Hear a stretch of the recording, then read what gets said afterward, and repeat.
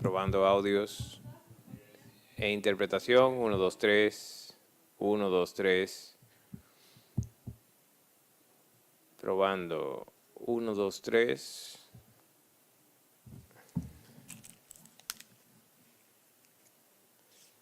Canal de español. 1, 2, 3. Te escucho, Daniel. Dame un segundo. Déjame la confirmación de Zoom. A ver. Español en Zoom. Español. Probando. Ahí está. Español en Zoom. ¿Tú lo tienes, Quique? Sí, ya tenemos español en Zoom. Pasamos a inglés. And testing English. Testing English, 1, 2, 3. Test, English, 1, 2, 3. This is an English test. Test, 1, 2, 3. English, 1, 2, 3. Okay.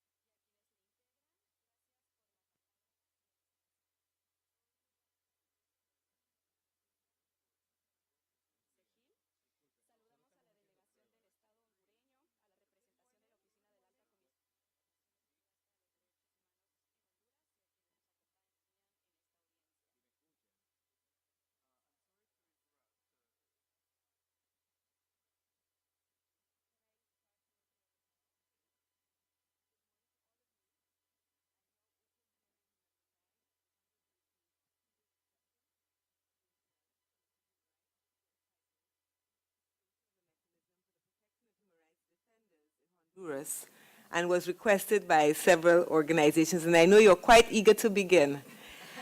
My name is Roberta Clark, and I'm the second vice president of the commission, and I'm accompanied by Commissioner Carlos Bernal, to my right, and that's to your left, who's also the rapporteur for Honduras, and Commissioner Jose Luis Caballero, who is rapporteur for human rights defenders.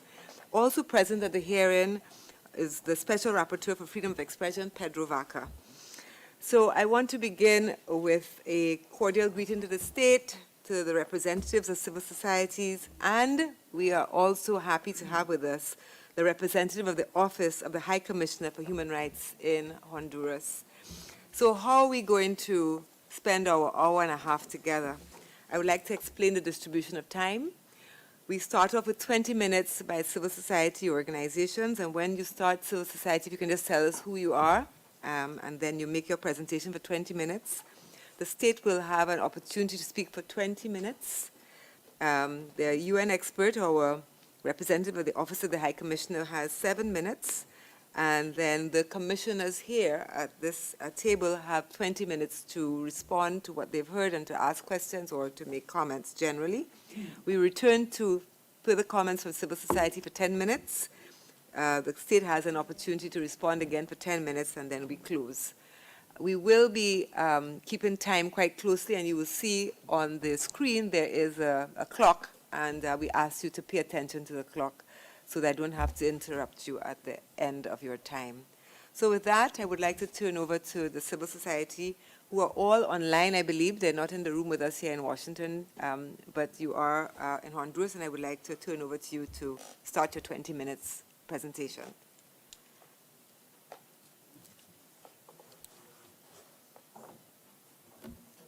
Hola. Very good morning to you, members of the Inter-American Human Rights Commission. Thank you very much for giving us the floor and for giving us the opportunity to speak. I'm Milena Caballero for the Center for International Law and Justice, CIDH. We would like to greet the delegation of Honduras, the representatives of the High Commissioner on Human Rights in Honduras, and those who are here with us at the hearing. Before we begin, we would like to ask for the relevant guarantees to be granted and for no reprisals be taken from the state to third parties against human rights defenders who are here with us today, as well as their family members and organizations, specifically because there's a high risk of overexposure when we take these spaces. In 2023, at least 40 individuals, human rights defenders, and journalists were killed in Honduras.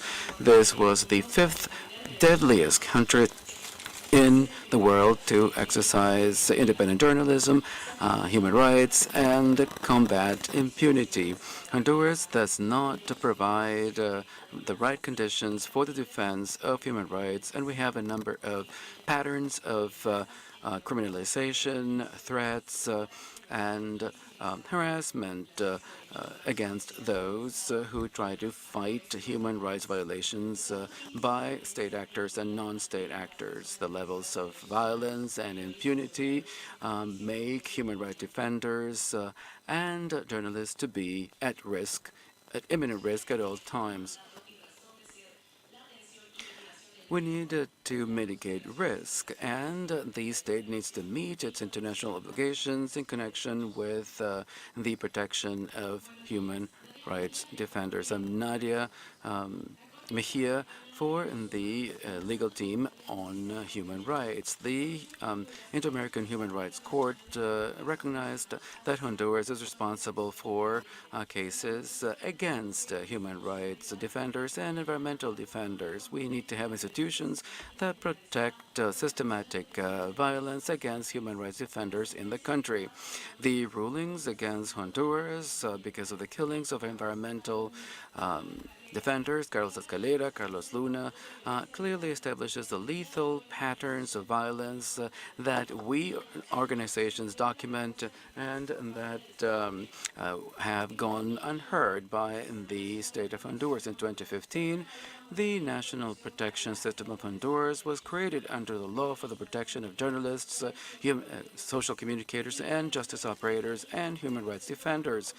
This law was a mechanism to respond to historical needs that were denounced by a number of international Honduran human rights organizations. The principle was clear: to protect human rights defenders in Honduras. However, the applicant organizations here at the hearing represent and support beneficiaries of the protection mechanisms.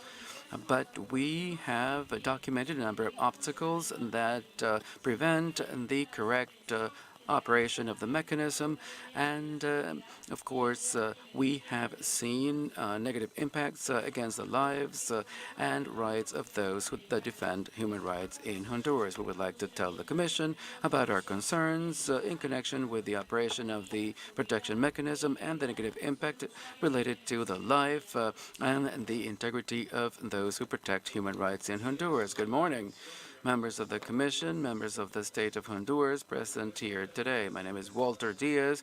I represent the Movement for Dignity and Justice. In connection with the political and governance obstacles, the applicants would like to say that the National Protection Council, which is an organization composed of 7 state agencies and 7 civil organizations and human rights organizations, and also unions that defends a multi-sectoral model.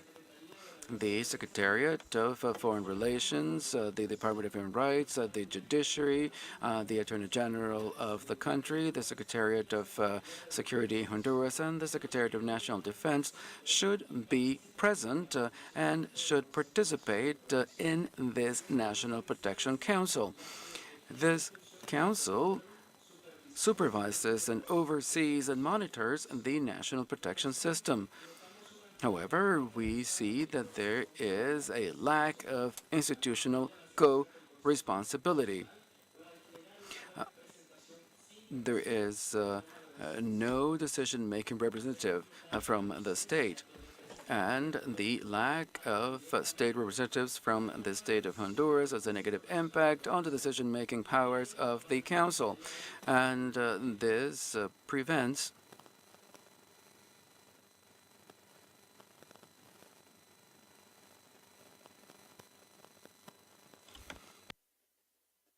interinstitucional.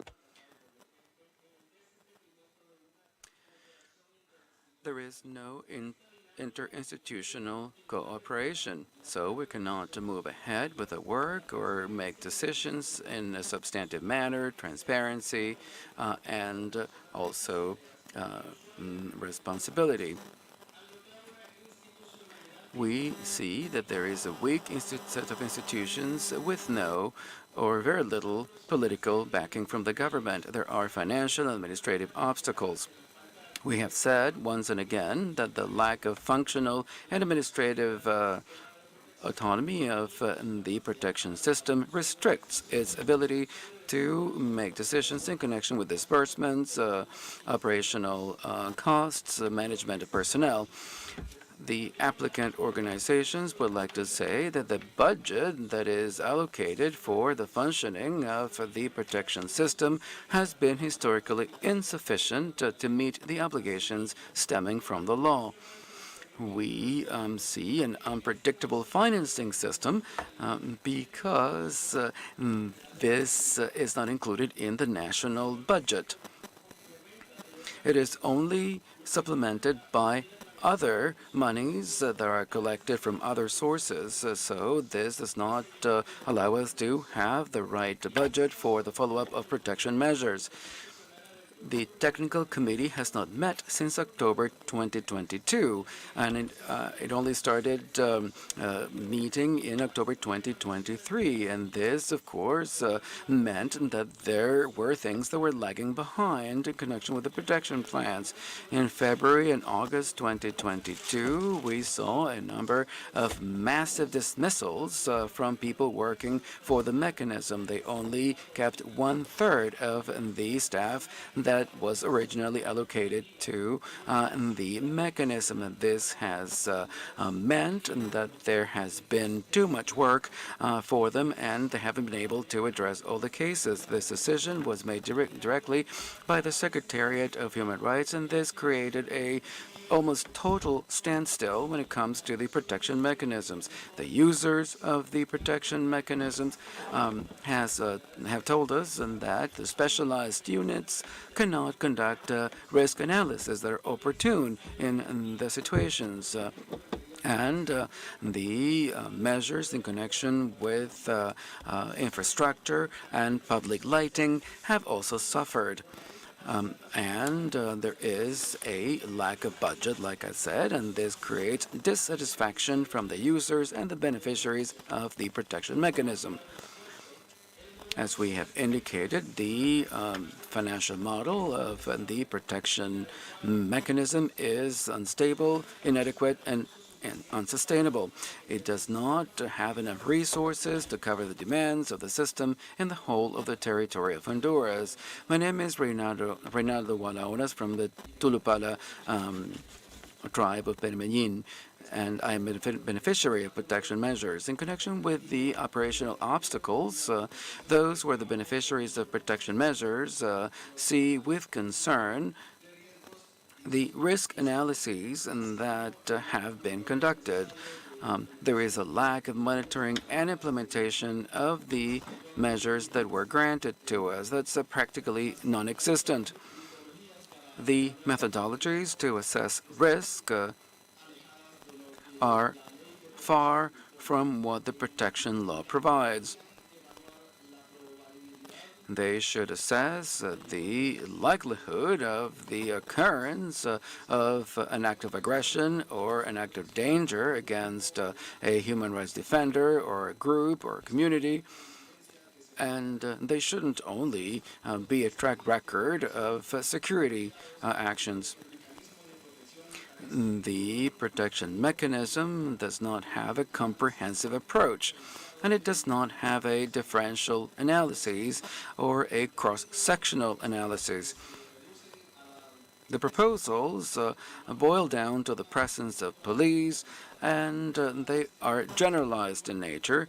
The protection programs do not take into account the specific characteristics of the individual that defends human rights or of the group that is the subject of protection. Those were, of course, the purposes for the creation of the National Protection System. It is necessary to have a protection mechanism to ensure that it has enough staff and enough budget to address the needs that we find in the different territories.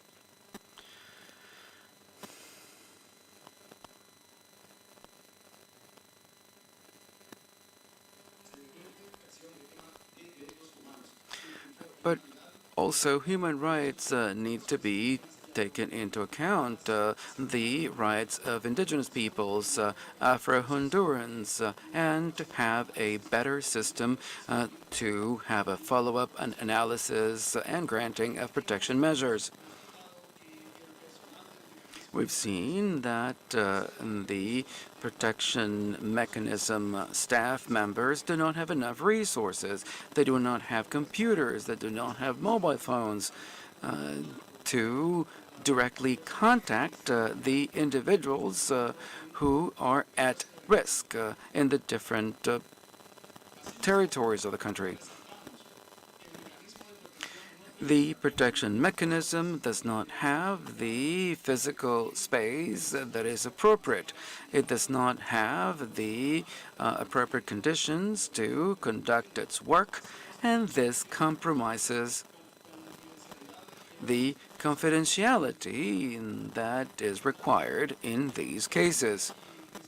The lack of operation and the lack of presence of individuals working for the mechanism, all this has had a negative impact on the implementation of appropriate measures for the protection of life in its entirety, the life of independent journalists, social communicators, human rights defenders, and justice operators in Honduras. Good morning. I am Ramiro Lara. I work with the Association of Non-Governmental Associations, ASONOG, and I'm a beneficiary of the state's protection mechanism. In 2019, there were two killings of indigenous human rights defenders in San Francisco de Comaca. There is a high level of violence today. Between January and February of 2023. 7 human rights defenders were killed in the northern area of the country. On 7 January, 2 individuals were killed for defending the rights of Pinol. On 20 January, the president of the rural community of Los Laureles was also killed. On 28 January, one of the members of the Defense Committee for the Land of Triunfo de la Cruz was also killed. And on 13 February, the founder and his son of the rural community, Gregorio Chavez, was also killed in the area of Awan. All of these killings and more were of individuals that were beneficiaries of protection measures granted by the Honorable Human Rights Commission. The protection mechanism knew of every single case in particular and the contexts of violence in the area, but it failed to act with due diligence, and it did not implement the protection measures that were appropriate to prevent new acts of violence against the life, integrity, and security of human rights defenders. There is no institutional responsibility for the protection in these territories, and there is no liability for the negligence of not addressing these cases. This lack of involvement will bring about more of these regrettable acts. We have seen the criminalization of defenders in Rio Gilamito, Rio Bonito, and other areas. Individuals from the Garifuna community, Nueva Armenia, Chachahuate, Camucini, Corozal, and also the indigenous communities of the Inca ethnicity. And we have seen deforestation, we have seen agriculture industry and mega projects that have had a negative impact on us, and also extractive industries, as well as drug trafficking, private security companies. All of these create an untenable situation of fear, impunity, and a lack of institutions. The killings and other violent acts, intimidation, criminalization, and forced displacement have a multiplying effect that goes beyond the impairment of the life of the individual. When the act of aggression is committed as a reprisal for an act of communication or defense of human rights, creates an effect of fear that extends to other individuals that defend similar cases.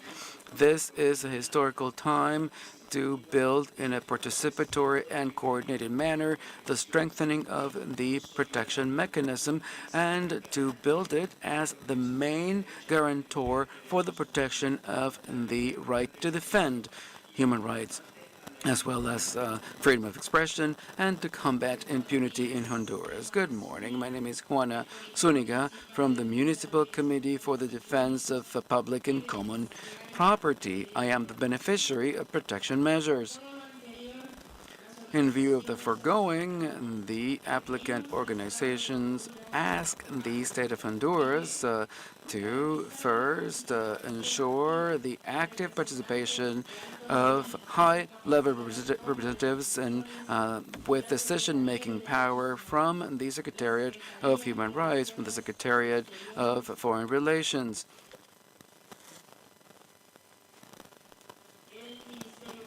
The Attorney General's office, the judiciary, the Office for the Defense of Rights in the Republic, and the Secretariat for National Defense within the context of the National Protection Council to favor interinstitutional involvement in decision-making as is mandated by law. Second, to adopt a financing model that is single and stable in connection with the national protection system in order to have the involvement of the Secretariat of Finances to ensure that we have enough resources to fully meet all the obligations as provided for in the protection law, trying to prevent suspensions and the cancellation of current operations. Third, to ensure the conditions and the essential means needed to cover operational needs and material needs to make operational the protection measures, or rather the protection mechanism, so that this can be implemented in the state, to provide electronic and technological means, to provide staff and equipment and other supplies so that the mechanism can be operated in an appropriate manner. Fourth, to ensure that there is enough staff that is trained and necessary to operationalize the protection mechanism so that we have a sustained plan based on intersectionality, gender, and the rights of the indigenous and Afro-Honduran peoples. 5, to adopt the necessary measures to ensure the economic and political independence of the national protection mechanism, as well as the establishment of an institutional strengthening process to make this an actual and potential option to mitigate and protect individuals who defend human rights, or who are independent journalists, or who combat impunity in Honduras. Lastly, we ask the state of Honduras to recognize that it has failed us as human rights defenders, independent journalists, and justice operators. We would like Honduras to issue a public apology as a measure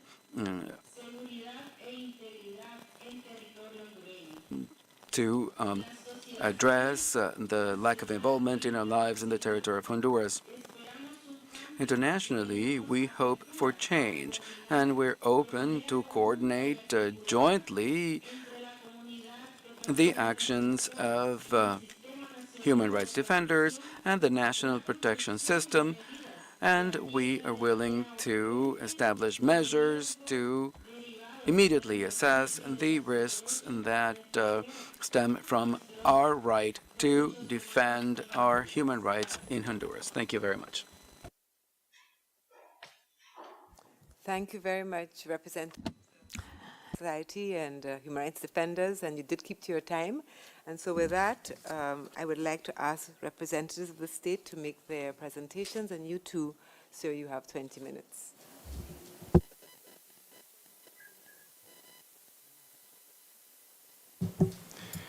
Honorables miembros del Distinguished members of this Inter-American Commission on Human Rights, distinguished representatives, petitioners at this hearing, and the public in general.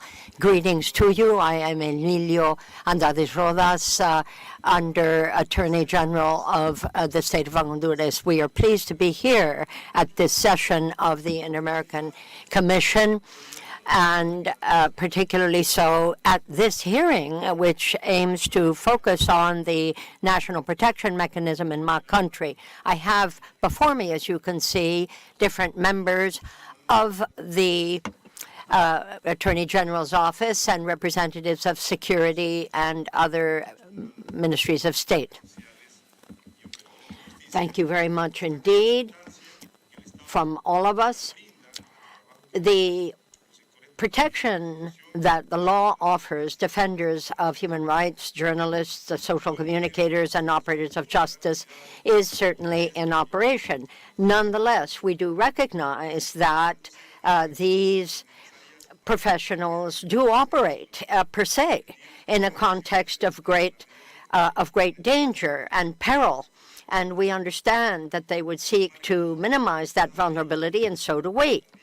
Now, in the context of the legal framework to which I have referred, the Attorney General's office focuses particularly on the National System of Protection and, as one might imagine, the National Council for Protection, as well as a technical committee that manages the protection mechanism, the first being a deliberative agency and the second one that weighs the various elements of risk and that considers the requests for protection that may be received by this General Directorate on our protection system. The state of Honduras, Madam Chair, is continually focused on the particular conditions that would be necessary to promote and protect human rights, not least for people who are on the front line and in an area that is of such great importance to us all, needless to say, which is the defense of human rights. They are engaged in legitimate work which benefits us all, and we understand the inherent dangers therein. So we hope that at this time we can continue to exchange how best we can meet the goals we have set for ourselves. And without further ado, I give the floor to Attorney Natalia Roque, who will speak to us in some greater detail. Thank you. I also am pleased to be with you, and I'm pleased to address the defenders of human rights in Honduras and other presence here. First of all, I'd like to pay tribute to all of you who work in this field and to state up front that under the general system of protection, which is stipulated in the law on the subject, speaking specifically of, this came out in 2015, journalists and others, this is absolutely part and parcel of what we do, and it's a very fundamental element of our protection system. We are here to promote and protect human rights as they are recognized in the Constitution of Honduras and the various different international treaties of which we are a part. Any natural or legal person who is dedicated to freedom of expression, human rights, and other elements of this type are covered therein. The Secretary of State covers us, so too the National Council on Protection and the Technical Committee also on Protection, and the department that focuses on human rights within the security area. Any requests, any complaints are attended therein and seek to monitor how those requests are met. Security measures are focused on when anyone who is covered by the law undergoes particular risks. We focus on that. We also look at the measures to prevent particular damage or injury to the beneficiaries considered here, as well as other entities that may be considered pertinent as regards fulfillment of these goals. Naturally, there is also the need to follow up, not only per our own law, but the Inter-American jurisprudence and others, following actually as well our whatever current national policy is. Let me now speak to the change of government. The general system for protection, over the years that it has been focusing, has received technical support from international groups such as the Cooperation Department of the United States of America, and more recently from the UN itself in its human rights section, as well as from the European Union. One of the great benefits that have flowed therefrom has been to beef up our ability to operate in this area, and we had ACNUR, that is the UN system on refugees, sum up our situation and assess where our weaknesses might be so that we could move forward on a stronger footing. So there has been a strong look at our situation, what we can do to, as I said, gird our measures, and also take a look at the persons who were in key positions in the system. All of this with a view not to jeopardize the persons who were benefiting from our protection in any way. However, those measures, as interesting as they were and positive as they appeared, were not sustainable, alas.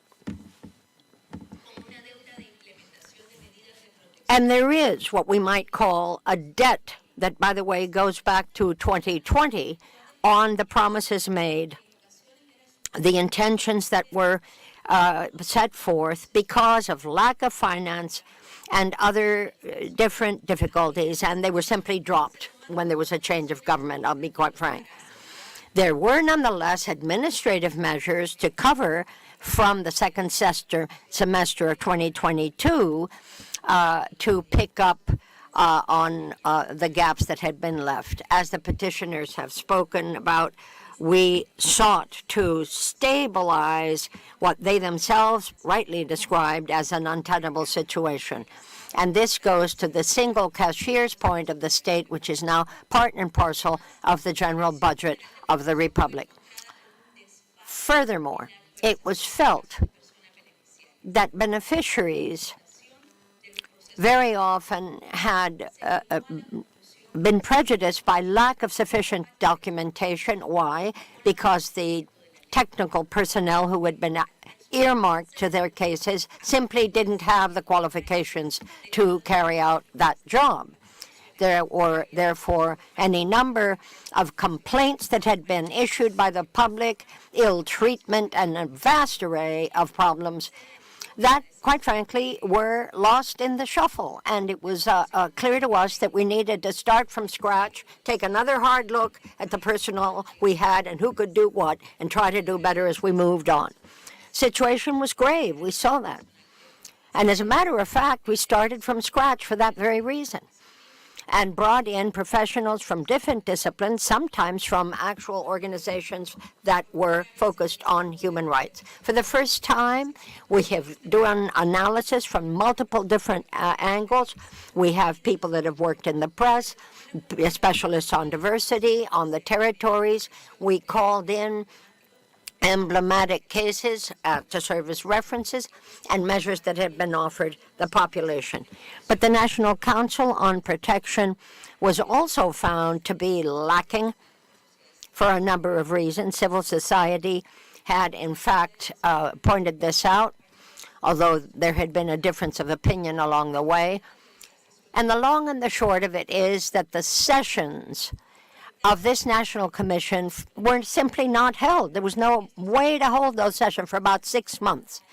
And we do recognize that that falls on the state representation for failing to appoint high-level functionaries who might have made the difference. But we're missing in action because they hadn't been appointed. Now, where are we? Well, we're trying to beef up our general directorate, as I said. We're trying to offer broader coverage in the area of human rights so as to meet the requests of the petitioners. We've also sought to strengthen the technical capacity of the people who are out there working with the petitioners. The operative units presently include people that have been trained in different areas. We have journalism, we have nursing, we have any number of different arrays that come up and are trying, put bluntly, to recover our credibility. If it were possible, I wonder if you could give the floor to the Director General of the system. He would be available on Zoom, but not there. Okay, let me move right along. We have 85 active cases, 15 are individual, 70 are collective. Of these 85, 138 individuals involved, people who work in human rights, journalists, and 16 justice operators. Of the 138 cases of defenders of human rights, 49 have been in the environment, 3 on children, a couple on adolescents, and the interpreter regrets the speaker is going at the speed of light, and I cannot follow at that level. It is humanly impossible.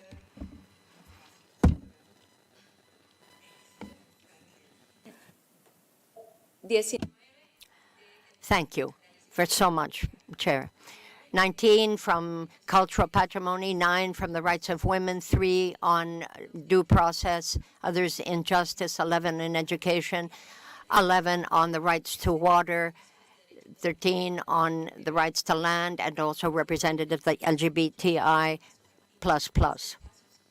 There are 6 cases, 3.2% reflect precautionary measures that the Commission has offered, and we call your particular attention to that because 83% of our budget is taken up by that. The balance, 96.8 of the cases, stands for about 15%. Now, this huge, quite significant disparity, we believe, needs to be looked at quickly by our own systems within the area. We have so many challenges, among which we must meet sufficient budget allocations to carry out the job. We found that there has been a delay, an arrear, and we'd like to bring that down to 0 because that's surely not where it is now.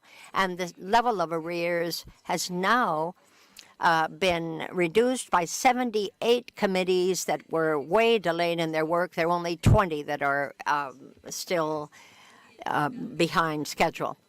We're going to need to hire at least 10 more people for the next year, and we're already launched on the hiring of 4 people. It's in our budget, and we're working on more, bearing in mind the urgency that we must recognize if we are serious about making a difference here. The preventive and precautionary measures issued must be more equitable, we also understand. There has to be more expeditious measures to offset measures that simply were ill-timed or ill-applied. And we also pay great attention to the full involvement of the entire array of offices that deal with protection, not least the officers that are on the Council and the Security Council within the Prosecutor's Office. Having spoken about risk, let me speak about successes. We work with Acceso, UNHCR, Médecins Internationaux, and so many other important international units. We have had a new draft of our bylaws, 78 committees that were behind the 8 ball and that are coming forward. We have also participated in interinstitutional roundtables of various different sorts, particularly with regard to particular tribes in various territories. And Huapinol, this is one area that is represented here, and the Vegas de Tetemechin, where we also have a beneficiary here. More recently, just 2 weeks ago, we went out there. And the speaker is listing a great number of townships and provinces which she is pleased to signify have benefited from these particular visits. The National Congress has agreed to take another look at our budget based on where we've come and what progress we've made.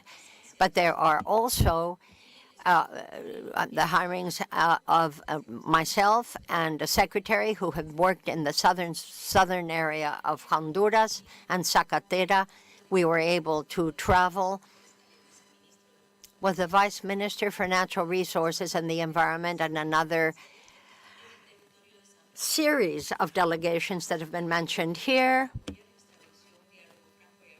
The government cabinet engaged in dialogue in a number of different territories that are now mentioned as well.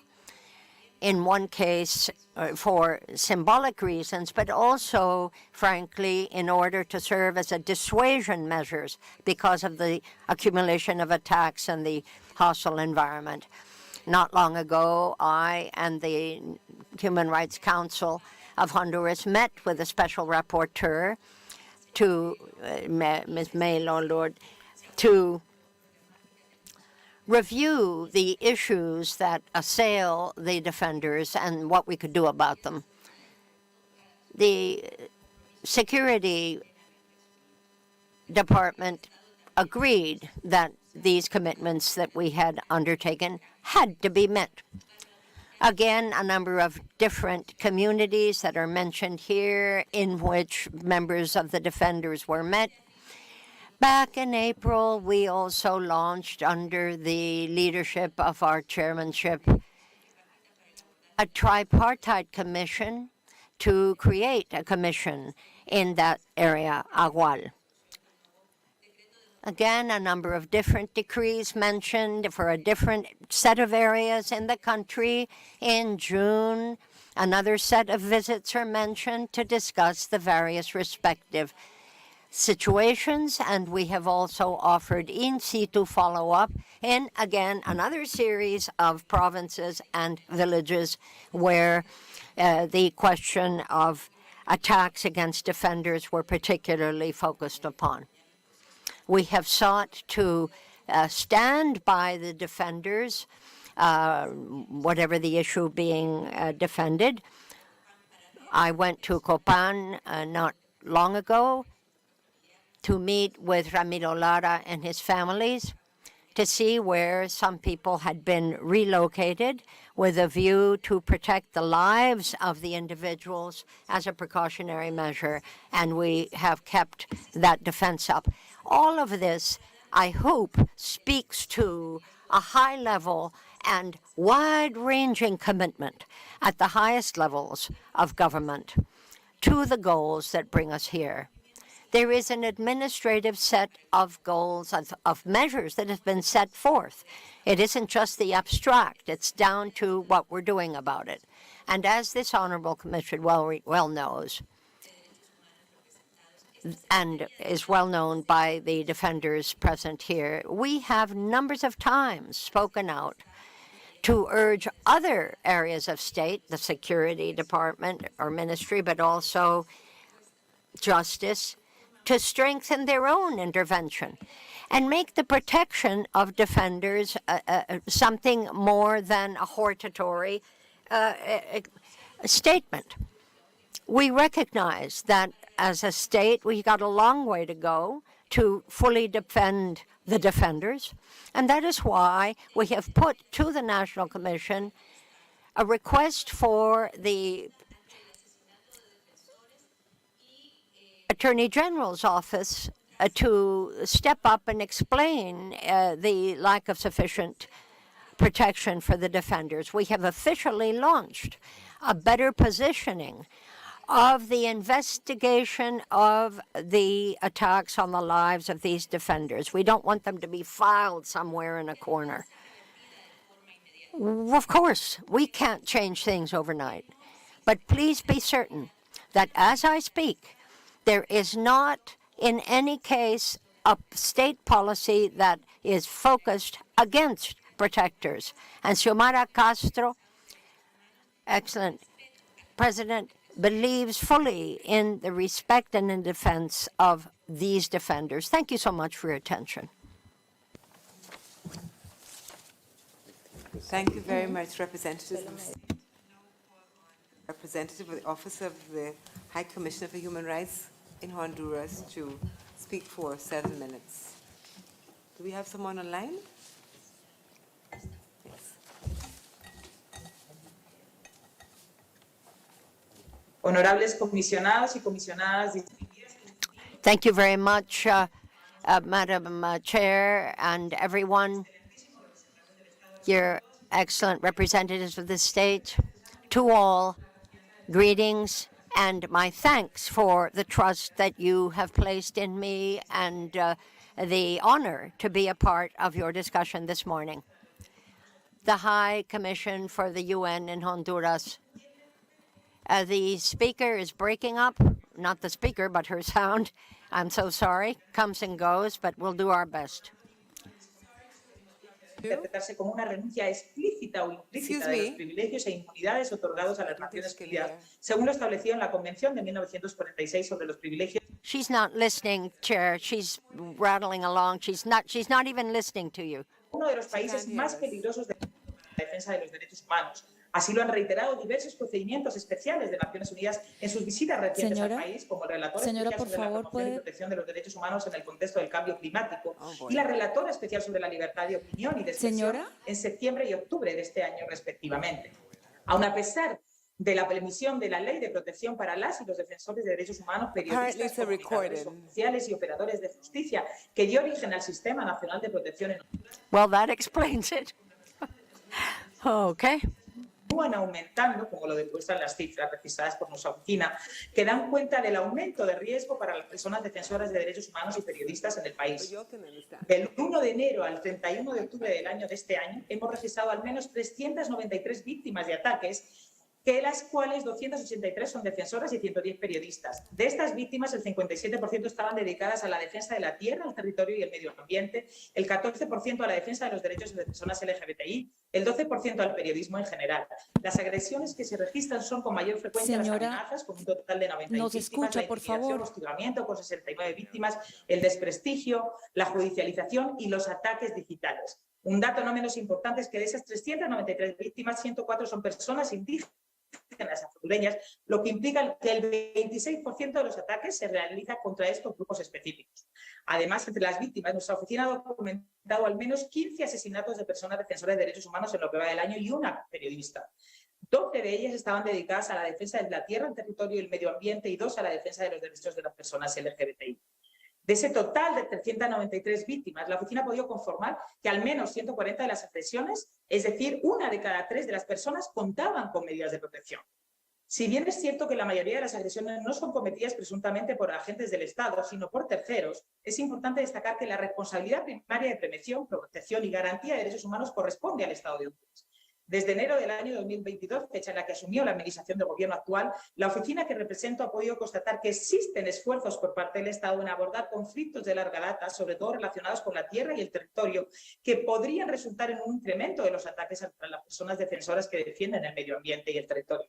Es importante que el Estado ponga en marcha estrategias de prevención que acompañen todas las políticas que puedan generar un incremento de ataques en contra de personas defensoras de derechos humanos.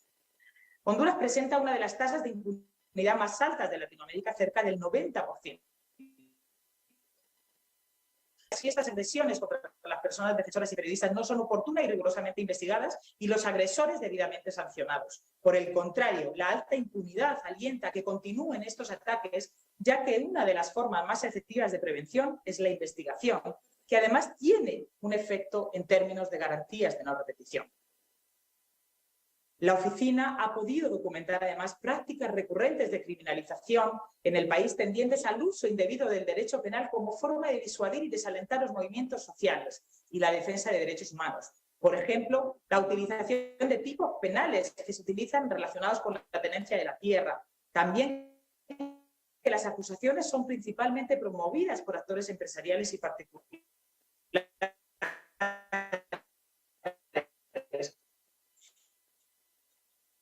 Que las acusaciones suelen ser por actualización de las conductas ni de su grado de participación. La criminalización, además de obstaculizar la labor de las personas defensoras y el ejercicio de su libertad de expresión, también debilita el tejido social comunitario.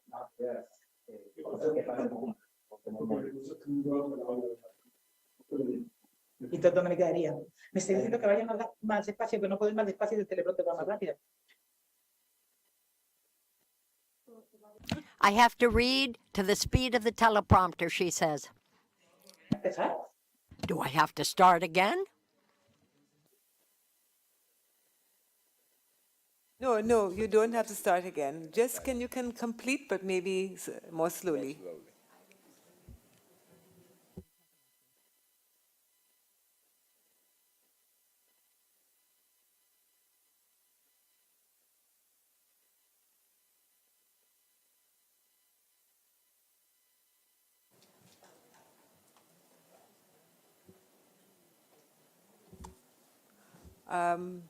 Isabel, will you be completing your presentation?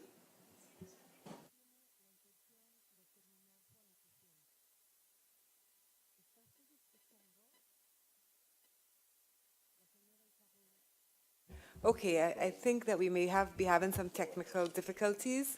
The staff of the commission, if you can coordinate with the Office of the High Commissioner and tell her that we're going to move on. She has to complete. We will give her time to complete later on. So now I want to move on to the responses of the commissioners who are here with us, and I would like to start with the country rapporteur, Commissioner Bernal, and then the... May I? President. Isabel, do you want to finish?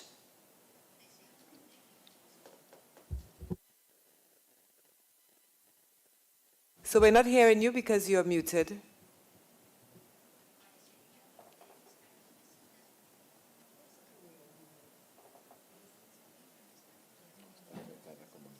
Okay, Maria Camila, can you communicate with the Office of the High Commissioner? We will just move on. Go ahead, Commissioner Bernal.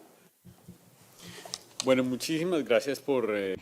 Thank you very much indeed for this hearing. I'd like to begin by thanking the chair and my colleagues here for their presence, the rapporteur for Honduras, rapporteur for freedom of expression, and the entire team for preparing this hearing, not least, of course, for the petitioners for their courage in stepping forward, and the entire state for their very thorough and well-targeted interventions regarding the issues that your Honduran co-citizens have raised. We take note, first and last, of your commitment not to take any measure that would serve to discourage or pay back or make it harder for civil society to speak up. And here I'd like to indeed recognize the efforts of Honduras and the entire representative of the state that did come up in a number of the points brought by the petitioners, and that, by the way, has in fact been a salient issue not only here, but in the various in loco visits we carried out and in several of the precautionary measures that we drafted. I refer to the mechanism for precaution, for protection, for the earmarking of sufficient budgets to carry out the commitments made. And in that regard, I'm pleased to hear that the state is aware of the issue and taking measures to live up to it. So all that is good. Now, in listening to the petitioners, I have to say, and also in listening to the explanations that the minister has said, I would like to highlight one especially salient point that she brought to our attention, and that is the structural problem that assails the defenders of human resources, which does not come from the state. The state of Honduras does not have a plank that aims to move against defenders. It has certainly a commitment to promote and protect human rights. The fact that these are violated, we understand, has very deep roots. And this is well known through the entire hemisphere. Many of the geographic areas that you have mentioned, Guapinole, Bahuaguan, some of these geographic areas are well known to us because they come up time and again, alas, in the reports that we receive as the sites of ongoing, if intermittent, violations of the human rights of those who speak up. So here comes a question to both sides. If we could try, as we say, to think out of the box, if we wanted to take a new and you know, it put us in the mind of, say, a policeman who is trying to make a difference. we would probably come to the conclusion that, and by no means am I, by the way, by no means am I dismissing or failing to recognize the value of the measures you're taking. But quite frankly, and with all the greatest respect, the wound is so great that it's like a Band-Aid. It's just not cutting it. And so, what, in your judgment, do you think the government could yet do to tackle the root cause here? Because that's what we're trying to get at, and to make a difference for the better. So the question to you, the state, is what vision do you have? Do you have any sense of more structural measures? How do you see the array of measures you might take? I could come up with a number of questions, but I think, frankly, we need to think broader than that. Not this or that or the other, but broad policy. What broad policies, if any, has the state of Honduras started to fashion to make a real difference, okay? A real difference to the defense of human rights in Honduras? Thank you, Commissioner Bernal. I turn over to the Rapporteur for Human Rights Defenders, José Luis Caballero. Muy buenos días, tengan todas y todos. Good morning, everyone. Greetings to the President of the Commission now at this hearing, Mr. Bernal, and the Rapporteur for Freedom of Expression. Greetings to you as well, and greetings to the civil society representatives that have joined us remotely. Greetings to you as well, and greetings to the representatives of the state here with us today. I heard the positions of the civil society organizations and the positions put forth by the state representatives. We are here at this hearing engaged in conversation, and we know that the state has a large mandate, right? It has to defend social communicators, human rights defenders, justice operators, journalists, victim representatives.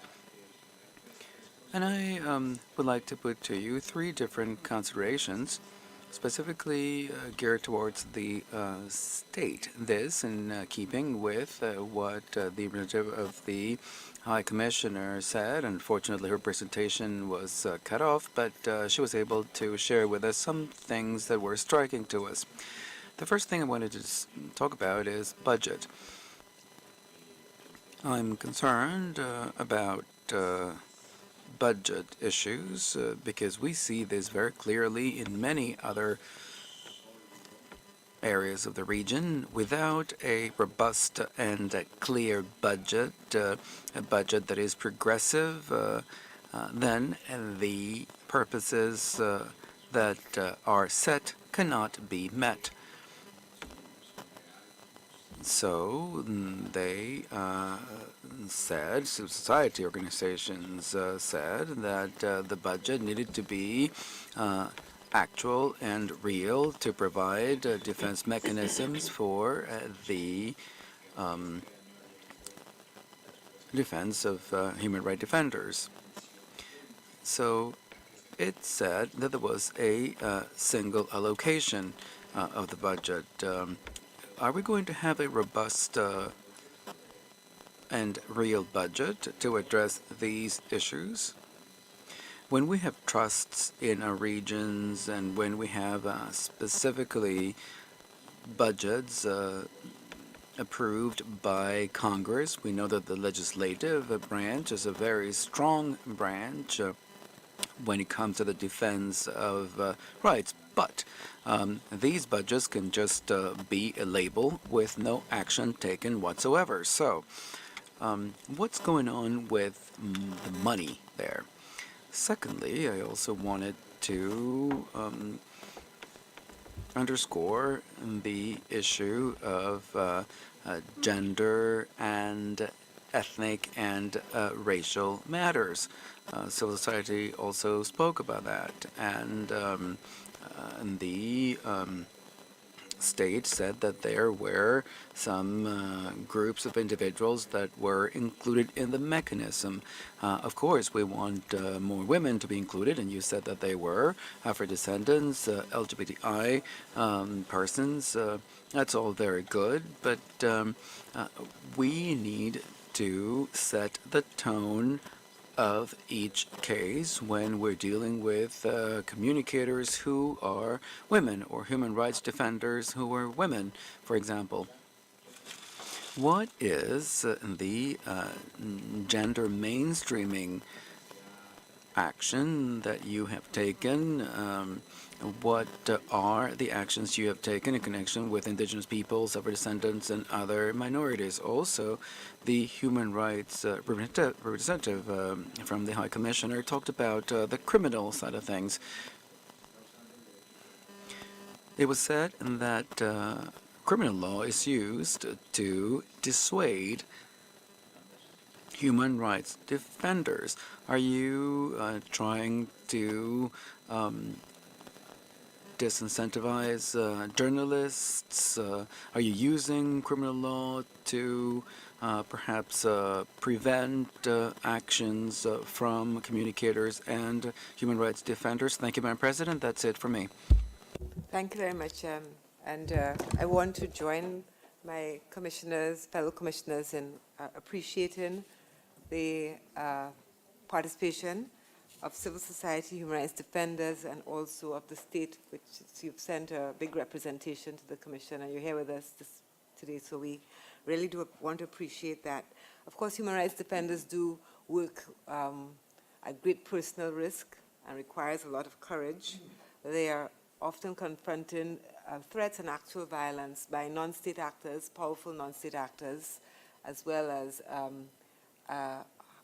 the inadequate protection by state actors in many circumstances, yet they continue to do their work, and that work is so important for rule of law and for the maintenance and strengthening of democracy.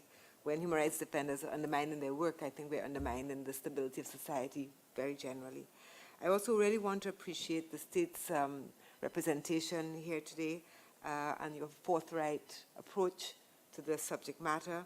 I appreciate the very clear statements. I think you said, please be certain that there's no policy against human rights defenders, and you did indicate positively in response to Commissioner Bernal that the state will do what it has to do to protect human rights defenders against acts of reprisal.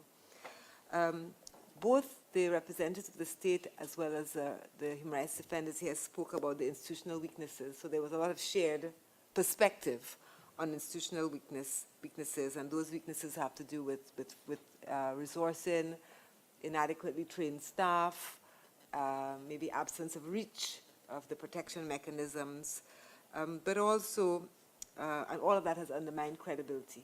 And I do also appreciate that very clear language that you use, that we have to recover credibility. We, the state, we have to recover credibility, and you outlined a number of ways to do that. We've spent a lot of time focused on the protection mechanism, which of course is important. I do very much appreciate Commissioner Bernal's question about the root, because inequalities, corruption, impunity of non-state actors, these are all the things that also, create the possibility for insecurity of human rights defenders and journalists. So there is that question of root, and it's a really big structural question. My question, in addition to that, is a question of, as we speak about protection, we also have to speak about detection, and we also have to speak about prosecution. And we know in the criminal justice system, for example, that speedy detection and arrest and prosecutions really do help protection because they're deterrent factors. And I think you did say, as you ended your presentation, that there has to be more work done alongside the protection as mechanism by the justice sector. And so I think that's also something that I would like to hear a little bit more about. What is, for civil society actors, what you all understand when you say we need a comprehensive approach? What are the elements of that comprehensive approach beyond the protection mechanism? And similarly, my question for the state would be, what are the actions, what is the policy in strengthening the detection of threats and violence against human rights defenders? And then finally, I want to just ask a question about independence. Human rights defenders here today spoke about the need for a independent national mechanism. And I would like to hear a little bit more about how that independent, do you agree, Representative State, do you agree that the mechanism should be independent? How do you understand that, and what actions are you taking to further that independence? So thank you very much, and I turn over now to, so you have a little bit more time, representatives of the state. Oh, I'm sorry. I am sorry. Thank you, Commissioner Bernal. And we must have our special rapporteur, Pedro Baca, who also has to speak. And you have nearly 7 minutes. Thank you. I thought that we had a lot of time. Yeah, go ahead. Muchas gracias, Thank you very much, Madam President. Thank you. I would like to thank the Commission for calling this meeting in connection with the representatives of the civil society and representatives of the state who are here before the Commission. We have seen that it is necessary to have a protection mechanism. We appreciate the intention of the state to strengthen this protection mechanism. This is a protection mechanism to establish actions to protect democracy when there are acts of violence. And of course, neither the journalists or the human rights defenders should withstand these acts of violence. I wouldn't want to repeat what has been said already here at the Commission, but I did hear the civil society representatives saying that there is an invitation to have an institutional process, and the state talked about an amendment to the protection law. Apparently, these two roads converge.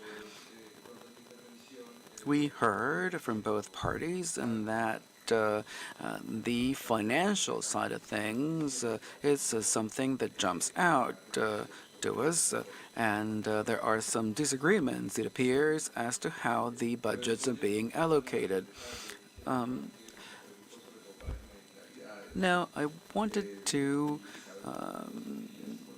have you shed some light on these matters.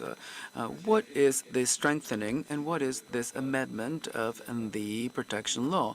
Apparently, the current administration is not meeting the expectations. This is what I've heard. The minister said that sometimes there was unsuitable personnel, unsuitable staff. So I wanted to know if the current staff is suitable, and how is the state ensuring that that is the case? And also, the president of this hearing said that there was something that struck her, and this is to do with the autonomy of the executive branch of government in the field of finances. So I know that a protection mechanism that is independent from the executive branch is atypical. All of the protection mechanisms are being rethought. I have a question for the civil society representatives.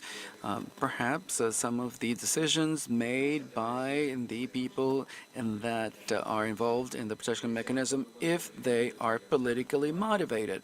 So we can open up this debate, and we would like to ask whether you consider that decisions are being made not on the basis of technical criteria, but on the basis of